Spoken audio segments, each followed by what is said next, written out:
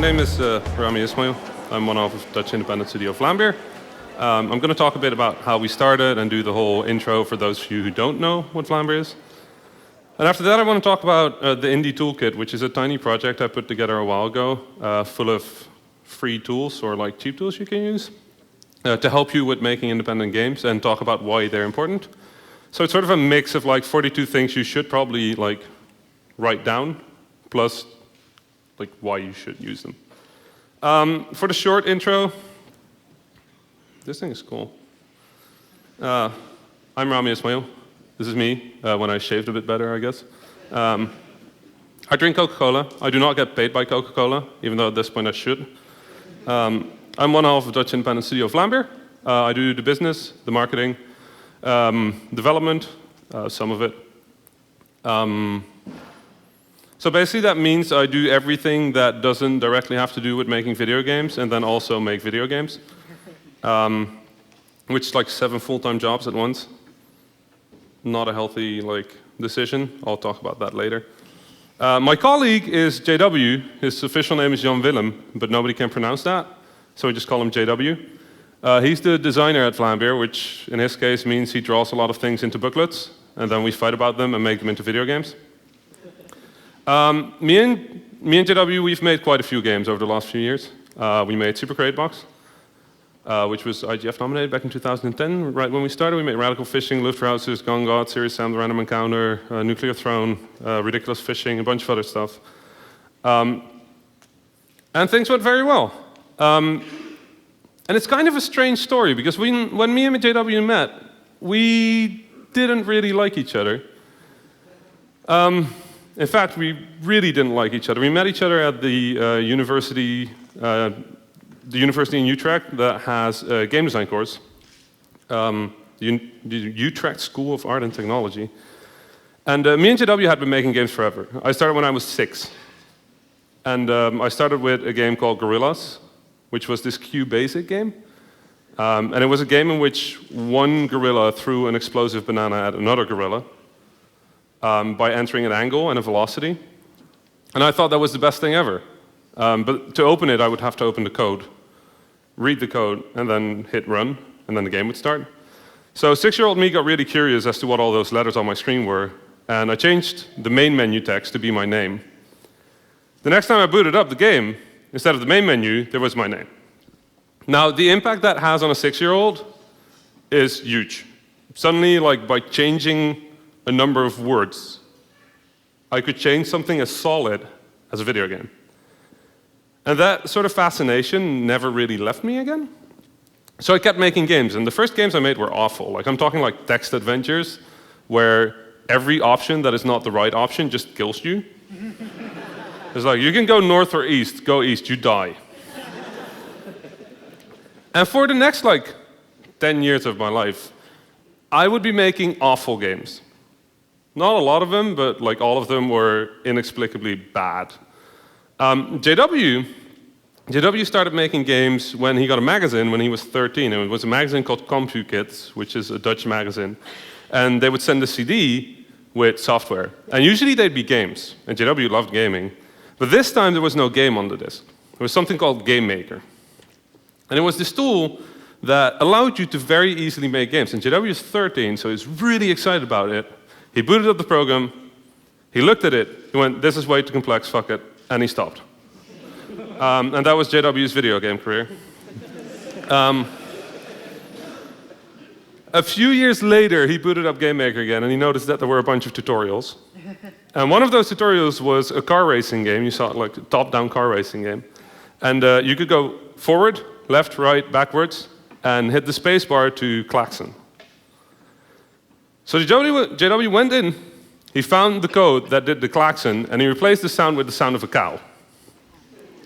So while you were racing, if you pressed the space bar, instead of honking, you would go mrrr. And that was the best thing ever for JW. So JW never stopped making video games. Anyway, we were in the train to the Utrecht School of Art and Technology, and it was 8 a.m., and I'd been working on this commercial game that we were about to release, me and a bunch of friends. So I was really, really excited. I was talking to my friends, and in the train, on the other side of the aisle, was a guy with a hoodie. And guy with the hoodie was completely quiet. He didn't say a word. It was 8 a.m. in the morning. At some point, the guy with the hoodie looks up, and he looks across the aisle, and he looks at me and goes, "Can you please shut up? It's 8 a.m. in the morning." That is how I met JW. We went to the same school. We didn't like each other. He was a exceptional creative in that he made 300 games a year. That's not an exaggeration. He used to do game jams that were like 30-minute game jams. And he got really good at making terrible video games. They weren't polished. They weren't interesting. They weren't good. They were just like a 20-year-old just going like, well, what if I make a game where you press space to fly? So he made that game. And then made another one, like a zombie shooter. And he made another one, and all of them were terrible. I was the opposite end. I worked on commercial games. I'd been doing that for a few years. They were independent games. I wasn't officially working on them because I was sort of too young to be officially working in a company. The thing is, we were polar opposites. And in a way, we were enemies. Because his way of looking at games was the opposite of mine. I thought of games as something that, you start working on it, and they keep building and keep building until it's perfect, and then you release it, and then you're allowed to make some money from it, right? JW was like, that guy's a suit. He's just making games for the money. I make art. I make video games. I make real games. To me, he just looked like an obnoxious hipster. They're like, yeah, I make video games, and they're way better than yours. That's like a 14-minute thing. What are you talking about? So we didn't like each other, but there was one thing we liked less, and it was our school. So we decided to drop out. Now, dropping out of school and starting a company is a great idea. So we ate instant noodles for the next few months of our life. These are great. You buy 3 packages for €1, and you get 3 flavors, like chicken, duck, and beef. And the chicken and beef one tastes like plastic, but the duck one is quite good. If you're ever so poor that you can only afford this, get the duck ones. And if you were working with 2 people, keep in mind that if 2 of them are dinner, you'll have to fight about the lunch one. So that was our life. And the thing is, we weren't really good at anything but making some video games, and we didn't know how to make money. So at one point, we decided to put the 2 together. How can you make money, back in 2010, making video games? If your answer is, make a Flash game about shooting fish with machine guns, you had the same answer we had. So we made Radical Fishing. We sold it for $10,001. If you want to know where the $1 comes from, ask later. And we used that to turn this prototype that JW had called Crates from Hell into this. This is Super Crate Box. It got IGF nominated, which was huge. It won pretty much every freeware game award in 2010. We made it onto some list of just best games of 2010. I remember high-fiving when we were in the press for the first time. We were on Kotaku, and we were like, oh my god, we're on Kotaku. And then we screamed and ran across the building for 5 minutes. And it was great, because suddenly we were flying to San Francisco for the IGF Awards, and they had fancy food, which is great if you've been eating noodles for 3 months. And everything was wonderful. Everything was great. Suddenly we met all these people in the indie community and realized, oh shit, there's more people making video games. That's kind of cool. So suddenly we were in the spotlights. And what do you do when you're in the spotlights? Well, if your answer is make a first-person shooter in the style of Doom about gangster hip-hop on Venus, you had the same answer we had. So we made Gun Gods. That got a lot of attention. We started talking at conferences because people suddenly started inviting us to conferences. Then we got contacted by this bunch of people from Austin that went we own the IP for Serious Sam. Do you want to make a Serious Sam game? We're God, these are publishers, this Devolver people. Who the fuck are they? They probably just want Super Crate Box with a Serious Sam skin, so we're just going to say no. The 14-year-old in the back of my head went dude, Serious Sam. You love that game. Why are you not working on a Serious Sam game? But I didn't want to make a Super Crate Box. I don't want to sell out and make Super Crate Box with a Serious Sam skin. I'm screw that. We're not doing that. The 14-year-old was no, you're doing that. So we came up with this super smart idea. We were what is Serious Sam about? It's about Fast-paced action, running backwards, screaming enemies, thousands of things coming at you, explosions everywhere. What is the worst idea that we can pitch so that they will say no? I'll have tried. 14-year-old me can be happy, and we don't have to make this fucking video game. So we pitched a turn-based RPG. And then we got an email from Devolver Digital, and they said, sure. So then we had to make a turn-based RPG about Serious Sam. We didn't think this one through quite as much as we should have. Anyway, this is Serious Sam: The Random Encounter, which is a turn-based RPG about Serious Sam, and it actually worked out, which we are quite happy with. You still fight 100 enemies, and they still run at you and shout, and there's explosions everywhere. We still don't know how we pulled that one off, but sure. Anyway, we started going to conferences where we had like booths, which is awesome. Like we were like a year and a half in, and suddenly I had a T-shirt with my own logo on it, which I guess we made it. Like this is it. We're like indie famous now. This was honestly a bluff. It was the first time we did PAX, and we had to make a booth, and I had no idea how to make a booth. So I looked at what like successful game companies were doing, and they all had merchandise. So I'm like, you know what? I'm going to call like a bunch of people that have merchandise companies and just ask them, can you make like all the merchandise for us? Like just everything? Like limited editions, T-shirts, CDs, like everything the big companies have. And we found one company that was like, yeah, sure. So I just went like, okay, can you just make everything? They're like, sure. And then like turned out people actually want to buy our merchandise. So this is like a $50 box, like these. Our Super Crate boxes. And they contain every game we've made, and a T-shirt of choice, and a bunch of other stuff, and they were like sold out on like the first day. Like, whoa, I guess that happened. Richard Garriott signed one. Like, sure. Anyway, we started working on our next game, and it was an iOS version of the fishing game, and it was called Ridiculous Fishing. Actually, it was called iOS Radical Fishing, but that wasn't a really like snappy title, so we changed it at some point. We got the school team together, Zach Gage, Greg Woolman, both wonderful people from the United States, and they were working with us on this game. It went really well for 6 months. Then a company in San Francisco went like, you know what, that's a good idea. Let us make that first. So they cloned our idea and then made like $1 million, which, you know, hurt. Mostly because they got the credit for the idea. Like, we're like, we made that game. Like, hey, you know. So they got like very good Metacritic score, and then we were like, oh, I guess we'll just stop making video games now. And then like a bunch of newspapers emailed us, and they're like, hey, we heard your game got like stolen. Can you talk about that? I'm like, who are you? And they're like, we're the New York Times. I'm like,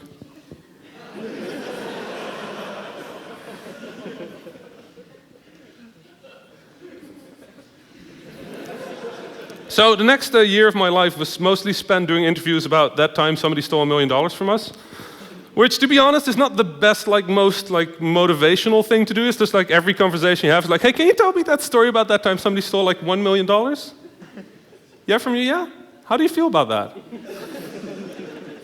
So we were angry. We were very angry. We kept working on Ridiculous Fishing, and in the meanwhile, we started, wow, a really blurry screenshot of Luftrausers. We started working on Luftrausers, which was going to be this very angry dogfighting game. We worked on that really hard. At this point, we were licensed with like the Sony people and like everybody else. And we were starting to feel better again. We were starting to pick up like some traction, and like people were really supportive throughout the whole Ridiculous Fishing thing. And then when Ridiculous Fishing launched, it did pretty okay. It became Game of the Year, and it also like sort of made a lot of money. So we're like, I guess this worked out. It was a really nice gesture of the industry to us that so many people were talking about the game and like just broadcasting that it had come out the day it came out. So many people were supporting us in like trying to explain that creativity is always better than just sort of cynically making games for just pure money. So this was a really important moment for us. We ended up releasing Luftrausers, which also did really well, and we started work on Nuclear Throne, which is our current game. It's on early access. I'm not going to do a sales pitch because whatever. It's a game in which you shoot things. It's a theme in our games. Even if we make a fishing game, you shoot at shit. So, anyway, one of the things we started doing throughout Vlambeer is we realized that we owe a lot of stuff to the game community. We actually owe a lot of stuff to people Some people here in Vancouver, like Chevy Ray Johnson, made Flashpunk.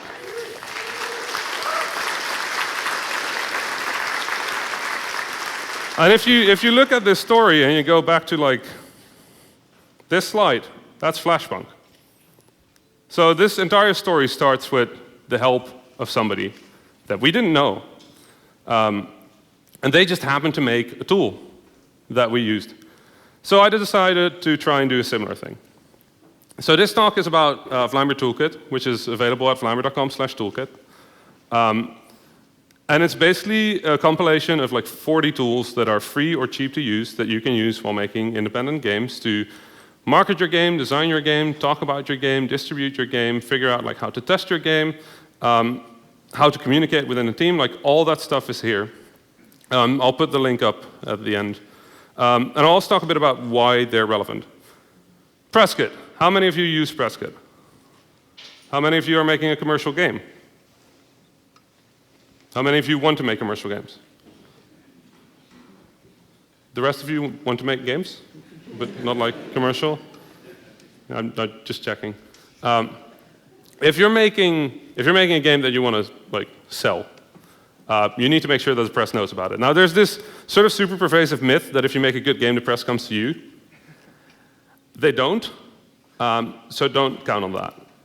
If you make a good game, you need to reach out, and if you reach out, you need to have assets. If you don't have assets, the press can find your game, they just won't give a shit because there's 400 other games they can also write about.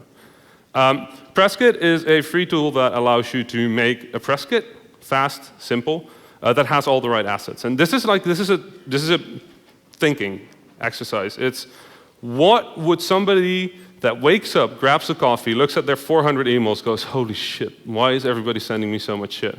Then looks through Twitter, sees what the news is, then has to fill a quota of like 3 or 4 articles a day. Like, how do those people live their life and what do they want to see? Pro tip, don't write a press release with press release in the subject line, because that's a lot of characters lost where there's no info. Don't send your press release as a PDF, because they will have to download the file. Like, think about these things. Think about how that affects the people that you're sending it to, then send your release. Presskit sort of does that for you. So you still kind of, like I would still recommend you think about this stuff. But Presskit takes a lot of the, like, how the hell do I do this, away for you. I'm also working on Distribute. I'm just going to start with my own tools, the ones that I made. Distribute is a new thing that I'm working on. It's at dodistribute.com. It helps you send out your game to people when you're ready to send it to press. It also manages your press contacts. It verifies your press contacts. It's in beta right now. It's free, like Presskit. This is going to be done relatively soon. Sending your build to press is another one of those things that everybody gets wrong. How many of you do think you need to send a build in the email when you send your email to the press?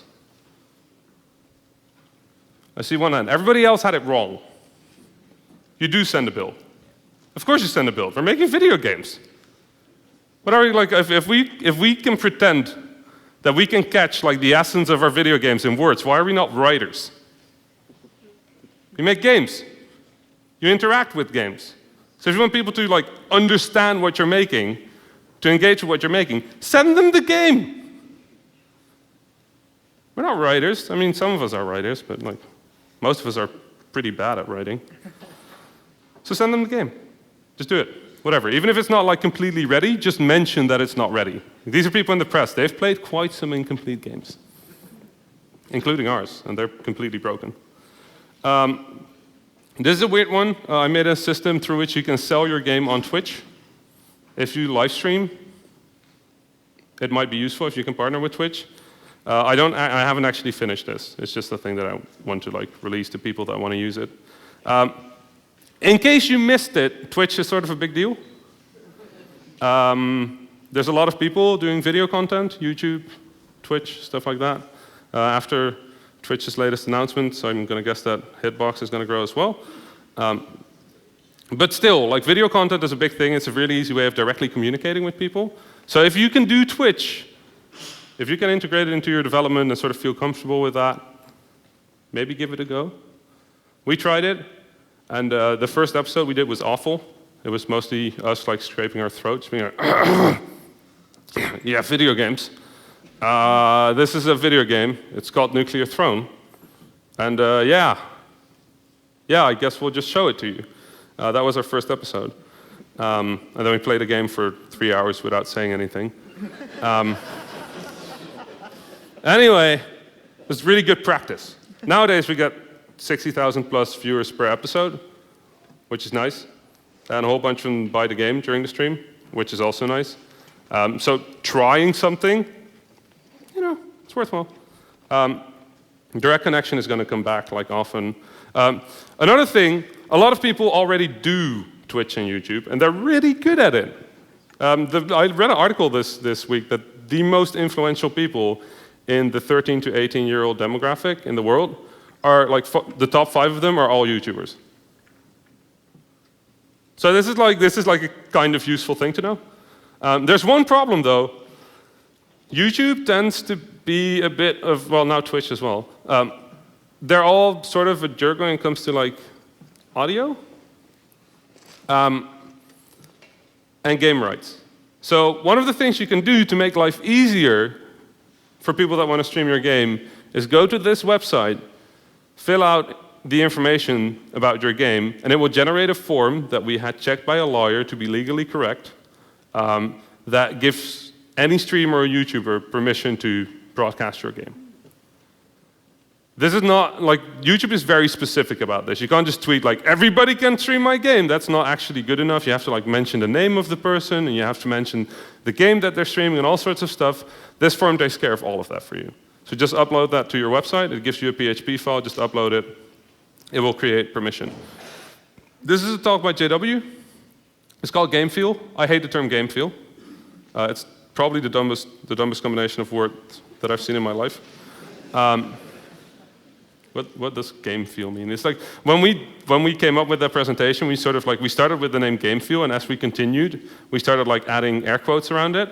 By the time JW actually gave the presentation, if you watch this presentation, you'll notice that he does it like 7 times while saying Game Feel. He's like Game Feel. In the end, he made a talk that came down to, here's 30 tips to make your action game better. A lot of these tips have nothing to do with the actual mechanics of the game. They have to do with how you communicate them. And communication is sort of a big deal in video games. In the end, actually, what we do is 100% communication. Sure, we design systems, but we design systems in such a way that other people can understand them. Otherwise, they can't connect with our game. This talk teaches you how simple things like make your character recoil 2 pixels when you shoot can make your game feel about like 5,000% better. And I'm not kidding. We are pretty serious about our screen shake, for those of you who noticed. But we do that because if you turn off the screen shake on our games, you'll notice that they're not quite as good. That doesn't mean we're tricking people into thinking our games are good with screen shake, a little bit.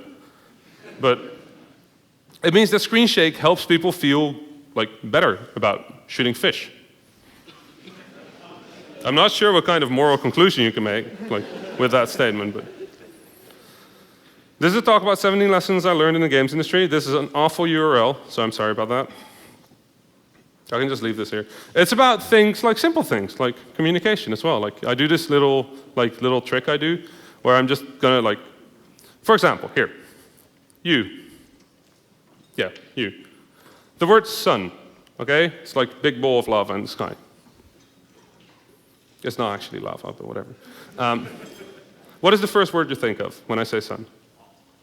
Hot. You? Moon. You?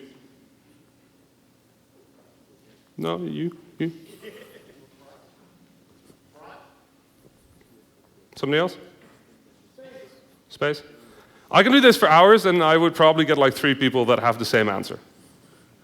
This is an important lesson. This is an important lesson for a very simple reason. It means that words do not mean the same thing to people. I've tried it once in a class where I said, I want all of you to make a platformer. How many of you think that all of them were 2D side-scrolling platformers? There were like 3 of them. The others made like strange isometric things. Somebody made a 3D platformer. Platformer doesn't mean the same thing. Some people think it's about jumping. Other people think it's about collecting coins. Other people think it's about jumping on top of things. Like, communication is a very big thing, and we always get it wrong because we always assume people know words to mean the same thing we think they mean, and they don't. This talk talks about like 17 things like that. If you don't know this website and you're an indie game developer, get to know this website. This has the biggest repository of useful stuff. It has a list of the 1,000 most popular YouTubers, including channels. It has a website of press contact information. It has every single like game engine that you want. It has tutorials on all those game engines. It has tutorials on how to market your game, how to do your business. This link is so important that when I found out that I actually accidentally put it up twice on a Toolkit website, I left it that way. This is cool if you happen to be in a place where you don't really have access to tools or you can't afford tools. OnlineGameDev.tumblr.com has a giant list of game development tools that work online. And it ranges from like things to make audio, like SFXer, to things to make animation, graphics, or even code online without the need to download anything. It's kind of awesome. There's a lot of interesting, weird tools there, so I would totally recommend checking that out. This one is very important, though, if you do marketing as well. Promoter, has anybody heard of that? Promoter app is a service that is basically Google Alerts for video games. So if somebody anywhere mentions your video game, you get a message. Well, not everywhere, but like a lot of places. That's good, because if somebody from the press, you go and email them and say thank you. It's a pretty simple thing to do. People in the press appreciate that because, you know, they're writing. That's their job. They enjoy what they do, but it's also nice to sometimes have somebody say like, hey, I appreciate that. Thanks. So that's super useful. If you want to make sure that Promoter finds a lot of notices, use this website. Gamespress.com is a very strange, like shotgun-style press release thing. Basically, you send your press release to a bunch of websites, and you also send it to GamesPress, and GamesPress sends it to everybody. And they do it for free. If you write a good press release. If your press release is awful, they will ignore you, and you can like cry in a corner or something. Writing a good press release is kind of hard, but if you practice a bit, like think about it this way. If you were like the same thing, right? If you were a person that has just drank their coffee, has scrolled through 300 emails and somehow found your own, what would you like to see? Probably a summary of like what you're making. So write 3 lines, your elevator pitch, explaining your game. Who here is working on a commercial game again? I'm just going to pick you again, sorry. Can you like do an elevator pitch? What is your game? Just you fight it amongst each other. Who does it?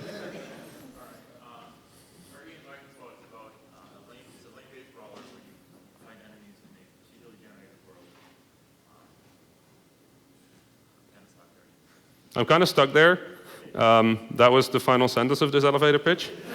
How many of you think it's a good idea to end an elevator pitch with "I'm kind of stuck there"? Who else is making a commercial game? I always get less hands here than like the first round. Very strange thing. You. Hilariously shitty car physics. What? Hilariously shitty car physics. Hilariously shitty car physics. I like that. I would play that. This is a fun thing, because the first time, everybody that's making a game raises their hand. The second time, only people that have their elevator pitch ready raise their hands. Have your elevator pitch ready. Because if I happen to be somebody, sorry for dropping that on you. I feel like a complete asshole when I do that, but it gets the point across well. Have your elevator pitch ready. If I happen to be some, like, whoever with a big bag of money, or I happen to be Nick Sutner, who has like the keys to PlayStation, it would be kind of good to be able to be like, hey, by the way, this is my game, in like 2 sentences before they go like, oh, God, another one of these. Have your elevator pitch ready. 3 sentences. You get 3 sentences. Tell me what the game is, why I should care, why it's different from everything else. What was it? Shitty car physics? Hilariously shitty for car physics. Like, I want to play that. I have no idea what it is still, but it sounds interesting enough that I'm like, yeah, I'd play that. So practice that, write your stuff to GamesPress, and they will send it to the press. If your press release is good and your game looks interesting, the press will write about it. It's kind of that simple. It has some luck involved in there as well, like obviously. But how many of you go to a lot of events that are not this event? It's pretty good. Why do the other people not do that? Money. How expensive is it to get from here to like Seattle? This is my phone. It's trying to wake me up.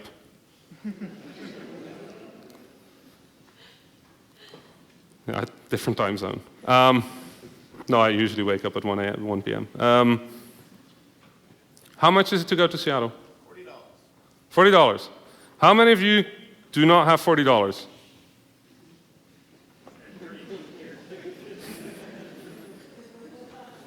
Okay, so all of you have $40. You know that there's a bunch of like big conferences in Seattle? Like this is awesome, by the way. This is a great conference. I love the turnout and everything. There's another event.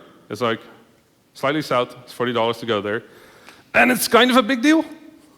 If you happen to have a game that you want to show to press, I know a place where all the press is going to be.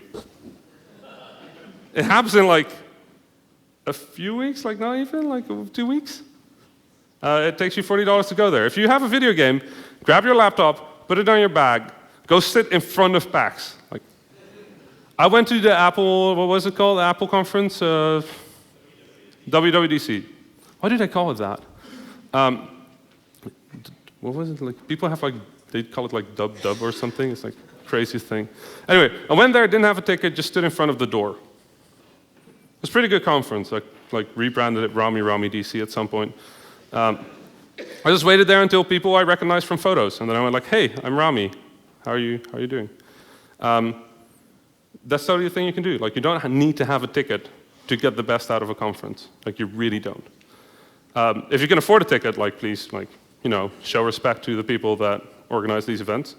But if money is a big problem, like, just go there. Like, honestly. Anybody else with like good reasons why they don't go to like PAX or something? Work and family obligations. Work and family obligations. Yeah, that's a serious one. If you can take a day off to like present your game there, that's kind of great. If you can't, like that's a pretty good reason. If all of you have that, I'm impressed. That's like. Anyway, if you make a mobile game, you know this website. If you make a mobile game and you do not know this website, you're not making mobile games the right way. I don't believe in doing things the right way, because I don't think there is such a thing as the right way. I do think there's a bunch of ways to do something the wrong way, and not using the very best way to distribute your builds is like probably doing things more complicated than necessary. If you work with a bunch of people, this is called Slack. It has nothing to do with slacking off, even though when you look at JW's activity on our Slack, it kind of looks that way. He mostly posts animated GIFs. Anyway, it's a team chat that integrates with a lot of services. It's relatively free for small teams. It starts to cost money if you have like more than 5 people or something. But the short version is, if you want to communicate amongst a team and your team does not all live here in Vancouver or nearby, or you can't meet up often, this is the best thing I've ever found. That is called Slack. Trello, if you do management and you never heard of like agile boards and stuff, this is basically an online agile board. It's kind of useful. It takes a bit of discipline, which I know not every indie has, me, myself included. A lot of people in this room can probably attest to that. But it's kind of great. It helps you like keep track of your tasks in a way that is as granular as you want it. So I have like 3 things. One of them is like finish, do, distribute. The second one I think is like send Nick a build, which I completed like a week or 3 ago, I think. I need to fix that.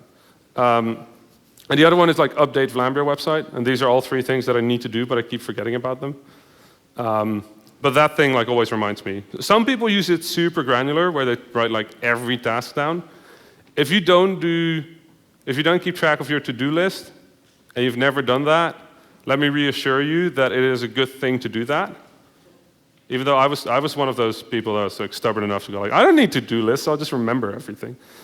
Then you realize that being a game developer includes like 42 things that aren't like program your fucking video game. So have that. Humble, you know that. itch.io? Yeah? If you don't know this, very, very like amazing website. It's basically Bandcamp for video games. If you have a video game and you want to sell your video game, but you don't have access to Humble or Steam, this is the very best thing. Has widgets, does payment processing. They don't take a cut at the moment from your income, so if you just make money. You just get all the money. Not all the money, but like all the money you made. itch.io is great. It's very well made. If you have a game that you want to sell or that you want to sell pay what you want, which is also an option, this site supports all of it, and it's free. Compo Hub, if you want to do game jams, go there. If you make video games and you want to hone your creativity, go there. If you make games and you hate game jams, don't go there. For any other reason, go there. Game jamming is pretty much one of my favorite ways to sort of stay sharp. I was in England the other day, and I don't know how many of you know Mike Bithell. He made a game called Thomas Was Alone. He doesn't really like game jams, so I organized the Mike Bithell game jam in London, which I'm not sure he regretted. Like, he super appreciated it. I ended up making a game called Mike Was Alone. It was basically just Thomas jumping over the word regret. Quite a fun game to make. For the conferences, if you need to go to conferences, gamecons.com is an absolutely amazing website that keeps track of every single conference in the world, I think. And you can narrow it down based on where you are, which is super useful. This is basically my schedule, because I go to every single game conference, I think. It's really, really useful. If you find a conference nearby, I'm going to guess that this conference is on there as well. If you find a conference nearby and you can get away from your family/work responsibilities. I have trouble with the word responsibilities. It might be a bad sign. This is a great website. MailChimp, one of the big things nowadays, direct communication with your gamers, with your fans. Doesn't matter whether you're AAA or indie or AA or double indie, or I don't care what the hell you call it nowadays. Connecting with your fans is a good thing. A newsletter is an interesting way of doing that. MailChimp is kind of cool. Sandy.co is kind of similar. If you ever get to the point where you have boots, this didn't exist when we started having boots, but this helps you make a booth. And it also tells you all the costs that you will absolutely forget when you do your booth for the first time. One of them was, did you know you need to pay for power upgrades when you go to PAX, for example? I didn't, so on the second day my booth turned off. This is great. You just say, this is Nuclear Throne, yeah, it's great. There's a camera on your face and it's going, well, let me go check what is wrong with that. Then they also give you a whopping fine for not having upgraded your power. So this site takes care of all of that. It will tell you everything you need to know. If you fly a lot, this is my favorite flight planning website, or if you have to fly ever. Did you know that flying is really weird? Airplane companies are they are the worst game designers in history, I think. It's not only the most painful thing to buy a ticket, but it just doesn't make sense. Did you know that it's often cheaper to get a return ticket with 90 days between the flight out and the flight back than getting a single ticket? I don't know why. I was trying to book a flight from from Amsterdam to LA, and then from Boston back to Amsterdam, which, I'm going to do a road trip between the two cities, which is going to be fun. And it turned out that buying 2 return tickets was cheaper than buying 2 single tickets. I don't know who designed that shit, but Hipmunk helps you sort of make sense of it. The next one is actually the most important tool on this entire list if you want to be an independent developer. It's also a really nice tool if you want to do anything else in the games industry. It's called Twitter.com. That's by far the most important tool. Why? Because it's a method of direct communication, not only with your fans, but also with other developers. It turns out that Twitter is a really good way to keep in touch with the news, with what is happening in the industry, which is kind of a big deal as well. It also helps you find all sorts of interesting things. You can also block people that are annoying, which is great. Anyway, Twitter, cool. This is me on Twitter. Follow me on Twitter, please. So. And now I'm just going to do some questions because that's probably the most useful I can do. Thank you.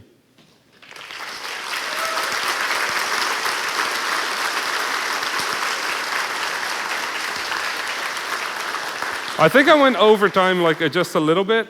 So do I have time for 2 questions? Yeah. 3 questions? Yeah, a couple of questions. Let's do a couple of questions. You. $1. What's the $1? So I don't like golden rules in the industry. Like I don't. But there's one like rule of thumb that I keep to, and that's if you're negotiating with somebody, if you don't piss them off at any point during your negotiations, you're not negotiating right. It's kind of a strange thing. I'm not saying that people should be upset at the end of the negotiations. I'm saying at some point they should probably be like, what the hell is this guy asking?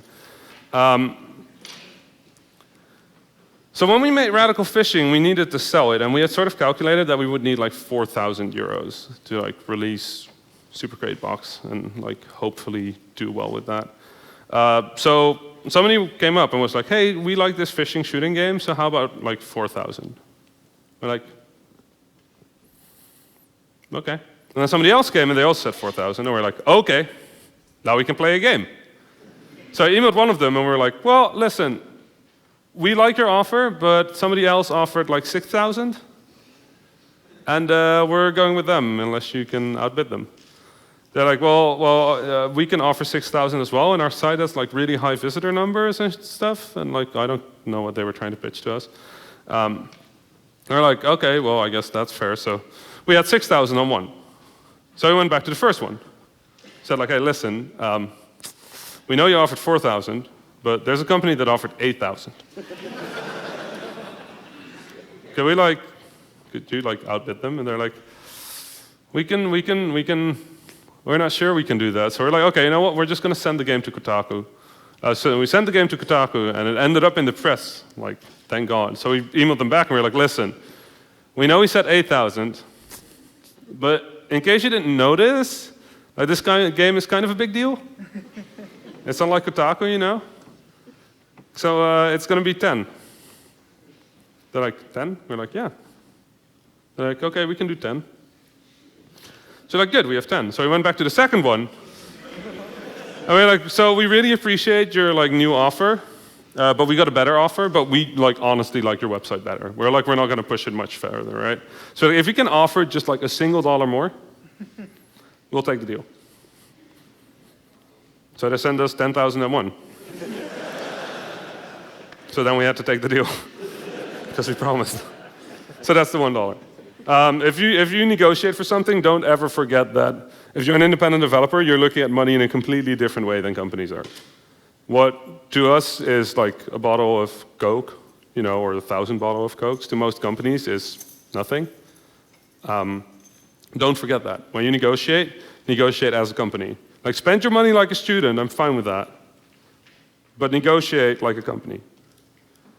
Whatever value you have in your mind, multiply it by 3. I tried that, and that, like, our second game for Flash was called Dinosaur Zookeeper. It was the worst game we ever made. Please don't Google it. And we wanted to sell that to Adult Swim. And we got them 10,001 for Radical Fishing. So we're like, we're going to ask for 30,000. And Adult Swim is like Cartoon Network, right? So we went to Adult Swim and we said, we want 30K. And they said, okay. That is the worst negotiation exit that you can possibly get. They're just going like, yeah, that's great. Yes, yeah, sure, you go for it. Fuck. Anyway, that wasn't a good day. I told somebody else to ask for 50, and then they still did. Okay, so I guess I could have gotten a bit more money out of that one. Did you ever get frustrated making terrible games for 10 years? Did I get frustrated making terrible games? Yeah, hell yeah. Yeah, of course. No, shit. So one thing I think we need to talk more about in the industry that I didn't really like have time to properly word for this talk is we really need to work on admitting that making video games is emotionally draining. And we don't. Like, every now and then there'll be an article somewhere that says like, wow, making video games like is hard. And like, I am like not feeling good about this, or I'm frustrated, or like, I feel like how many of you feel like a fraud every now and then? Okay, I feel like a fraud all the fucking time. I'm standing on a fucking stage right here, and I'm like, why the fuck are all these people listening to me? Like, holy shit. Like, everybody feels like a fraud. If you didn't raise your hand just now, that's fine. You still feel like a fraud. There's nobody that doesn't. We're in a creative field. Like, there's no objective measurement of how good we are.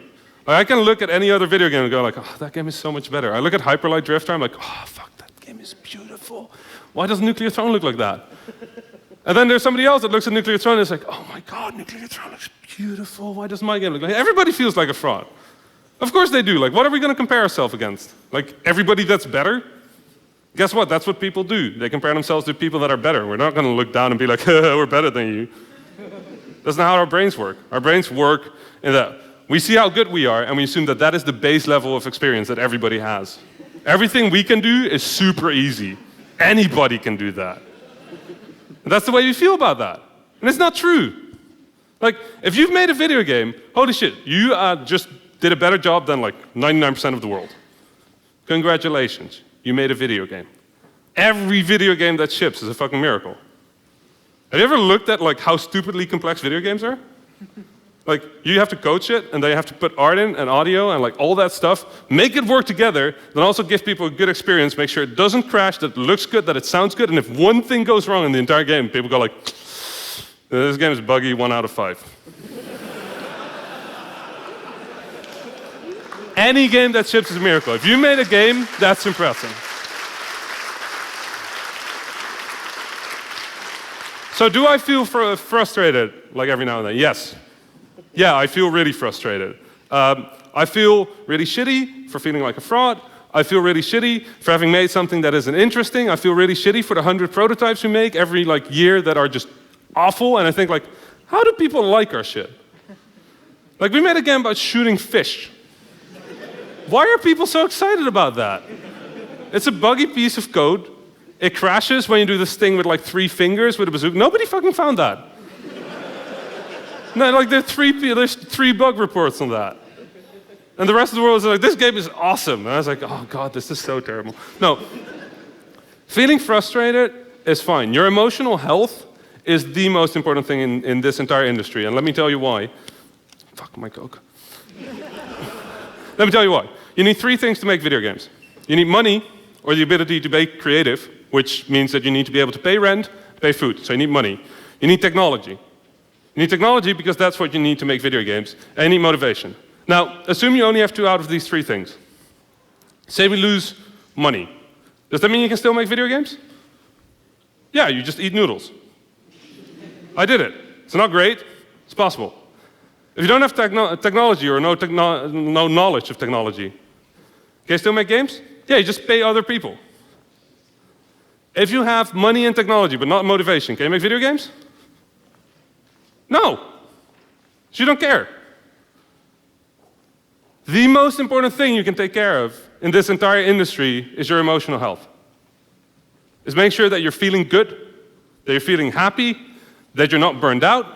That's worth more than anything else. Anything else in this industry. So if you feel frustrated about what you're making, it happens. Find other people, talk about it, show them your games, go to Game Jam, show them your games. You'll find that a lot of people love your work more than you do. And that's simply the case because we look at it as a piece of broken work. We look at it and we only see the flaws. Most people look at our work and they don't see the flaws. They see some flaws, sure. They don't see the overwhelming amount of flaws that we see. They see a game. So if you feel frustrated about your work, just find people, talk to them about it. Talk to them about that you're feeling frustrated, and you'll find that everybody feels that way.